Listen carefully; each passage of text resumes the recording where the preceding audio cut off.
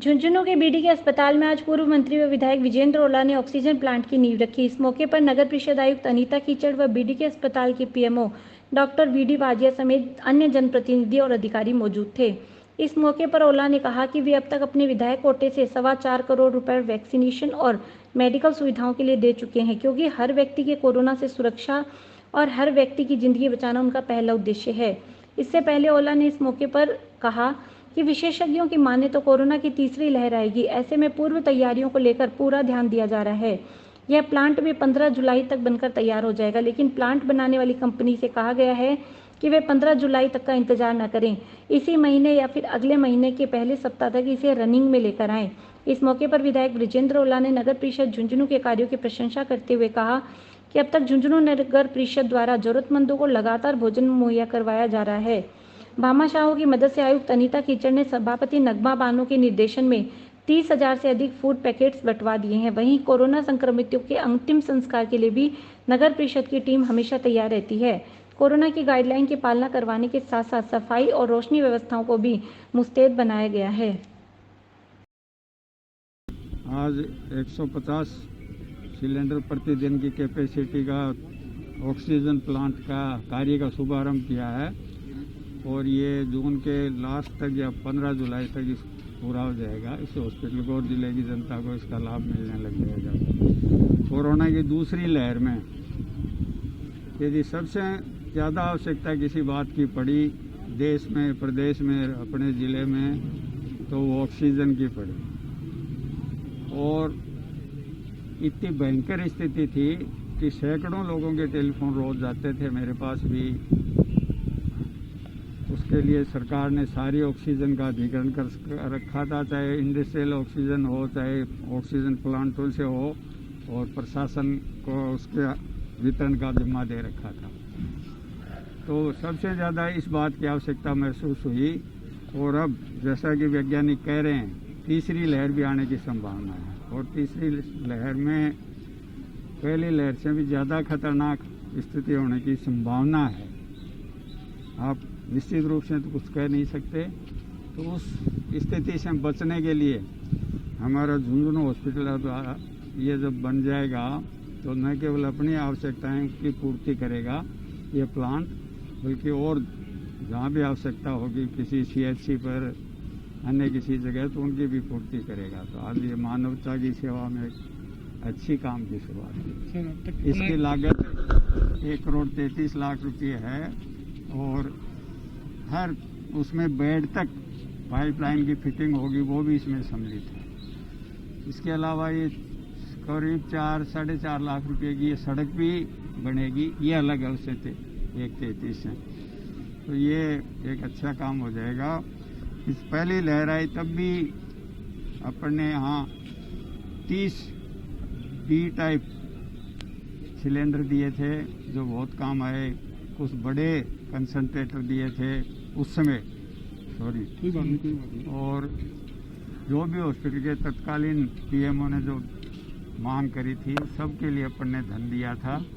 अब भी जो भी मुझसे, मैंने कई बार चिकित्सा विभाग के यहाँ पूछा पीएमओ साहब से, इनसे, पर इन्होंने कहा कि हमने लिस्ट दे रखी है। फिर मैंने मेरी जो टूटी फूटी नॉलेज है उसके मेडिकल के लिए, उसके हिसाब से जानकारी करके मैंने 8 लाख रुपए तो सिलेंडरों के लिए दिए और 45 ऑक्सीजन कंसंट्रेटर के लिए दिए, कुछ मेडिसिन के लिए दिए, क्योंकि मेडिसिन हम डायरेक्ट नहीं खरीद सकते। अगर खरीदेंगे तो एक तरह से अपराध है, जैसा कि दिल्ली हाईकोर्ट और महाराष्ट्र हाईकोर्ट ने निर्णय दिया, आप लोगों को सबको पता है। और भी 25 लाख रुपये मुख्यमंत्री जी को खाद्य सामग्री के वितरण के लिए दिए और उसमें हमारे यहाँ भी नगर परिषद ने और सरकार के सहयोग से करीब 30,000 भोजन पैकेट, फूड पैकेट बांटे गए हैं। जहाँ जिसको भी जरूरत पड़ी हर तरह की मदद प्रशासन ने और हमने करने की चेष्टा करी है। मैं सबसे ज़्यादा अगर किसी का शुक्रगुजार अदा करूं तो ये मेडिकल स्टाफ है, डॉक्टर हैं, नर्स हैं, सफाई कर्मचारी हैं, कोई भी है। जब व्यक्ति संक्रमित हो जाता है तो उसके घर वाले भी उसके पास जाने से डरते हैं, दूर से ही भोजन देते हैं। उस स्थिति में इन लोगों ने न केवल मरीजों का इलाज किया बल्कि उनका हौसला भी बढ़ाया और सेक्शन जैसा सबसे खतरनाक काम जो मरीज के अंदर से कफ निकालने का काम होता है वो बिना छुए हुए बिना पास जाए नहीं हो सकता। वैसे ये सब तरह की मेडिकल सुविधाएं की आलोचना कोई कुछ भी कर सकता है, पर जिन डॉक्टरों ने जिन मेडिकल स्टाफ ने जो काम किया है उनके मैं बहुत साधुवाद देता हूँ और उनके सामने नतमस्तक हूँ। इस कोरोना महामारी में जितने भी लोगों ने अपनी जान गंवाई है वो बहुत दुखद स्थिति रही है। उनके परिवारजनों को मैं इस बात का आश्वासन देता हूँ कि जो भी बच्चे जिसका पिताजी गुजर गया, माताजी गुजर गई, उनको हम अकेला नहीं छोड़ेंगे, पूरी तरह की सहायता दिलवाएंगे और जो गुजरे हैं उनको मैं श्रद्धांजलि देता हूँ। ईश्वर से ये प्रार्थना करता हूँ कि उनकी आत्मा को शांति मिले। 325 तो एक दिया और 1 करोड़ कुछ और दिया। अन्य जिलों के मुकाबले में झुंझुनू जिले की स्थिति कंपेरेटिवली ठीक रही है। सारे मेडिकल स्टाफ ने, सारे सरकारी अस्पतालों ने बहुत मनोयोग से काम किया, बहुत ही कठिन परिस्थितियों में काम किया। आज माननीय विधायक महोदय के सानिध्य में 150 सिलेंडर का जो ऑक्सीजन प्लांट 2 लगने जा रहे हैं, 50 सिलेंडर का और 100 सिलेंडर का, उसका शिलान्यास किया गया है। इसकी टोटल लागत है वो 1 करोड़ 31 लाख आएगी, जिसमें पाइपलाइन 70 बेडों के लिए वो भी उपलब्ध करवाई जाएगी नगर परिषद द्वारा।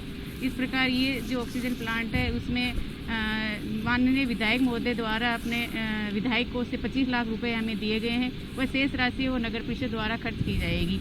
मैं ये मानती हूँ कि ये जल्दी ही बीडीके में हम 15 जुलाई से पहले इस प्लांट का दोबारा एक बार लोकार्पण करेंगे माननीय मुख्यमंत्री महोदय व मंत्री जी के सानिध्य में। 35 डी टाइप सिलेंडर का जो प्लांट है एक ऑलरेडी हमारा वर्किंग में है और 65 सिलेंडर की कैपेसिटी का ऑलमोस्ट उसका सिविल वर्क है वो कंप्लीट हो चुका है। वो NHM कार्यकारी एजेंसी है और वो भी इसी माह के अंत तक फंक्शनिंग हो जाएगा। इस तरह से 100 डी टाइप सिलेंडर की जो कैपेसिटी के 2 प्लांट हमारे पास इसी महीने बन के तैयार हो जाएंगे। इसी क्रम के अंदर आज माननीय विधायक महोदय जी श्रीमान विजेंद्र जी ओला साहब और नगर परिषद के कमिश्नर साहब ने जो इनॉग्रेशन किया है 150 डी टाइप सिलेंडर की कैपेसिटी के 2 प्लांट हैं। ये एक्सपेक्टेड है कि 1 माह के अंदर बन करके तैयार हो जाएगा। इस तरह से कुल मिलाकर के भगवान दास खेतान अस्पताल में ऑक्सीजन की जो प्रोडक्शन की जो कैपेसिटी है वो 250 सिलेंडर की हो जाएगी। तो इस तरह से आने वाले वक्त में जिस तरह से सेकंड वेव में ऑक्सीजन की भयावह जो किल्लत देखने को मिली है, डिमांड देखने को मिली है, वो इस प्लांट के बनने के बाद में हमारे लिए पर्याप्त हो पाएगी।